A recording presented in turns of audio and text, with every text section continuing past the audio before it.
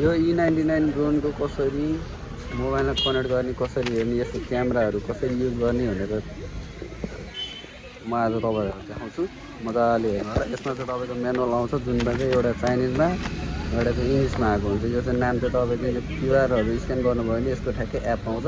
नत्र भने RCUFO scanner छैन भने RCUFO भनेर सर्च गर्दा पनि हुन्छ है। अब यसलाई चाहिँ हामी स्क्यान गरौँ पहिला।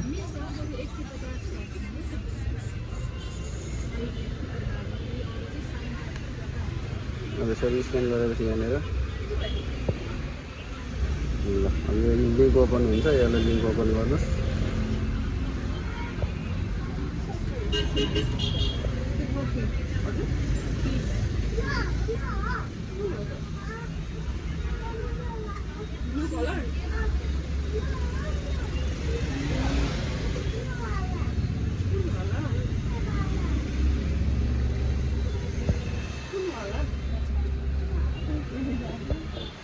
ल अब यो चाहिँ नाम आयो। अब तपाईँको आइफोन हो कि कुन हो भनेर तपाईँको ठ्याक्कै यहाँनिर एप डाउनलोड गऱ्यो भने आउँछ।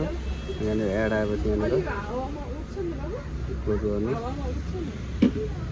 ल आइफोनको लागि एप स्टोर, एन्ड्रोइडको लागि गुगल पे। गुगल पेमा जानुहोस्। या इनकेस त्यसमा भेटेन भने यसमा तपाईँको यसमा इन्स्टल गर्ने आयो होइन। इन्स्टल गर्नु। अब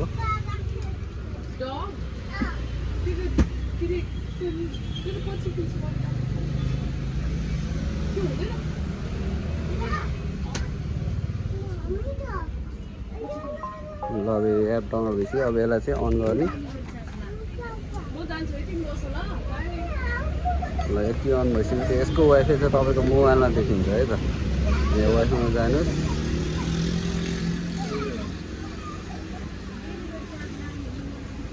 ल वाइफाई UFO भनेर आउँछ यहाँनिर।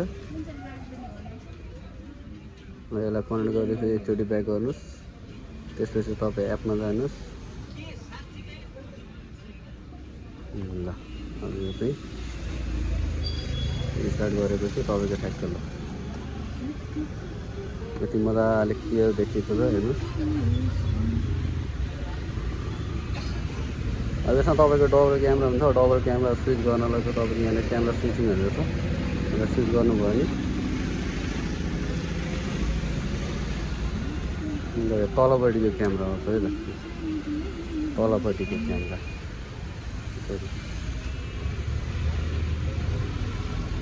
त्यही भएपछि मोबाइलमा कनेक्ट गरेर हेर्न मिल्छ है उडाएको चिजहरू।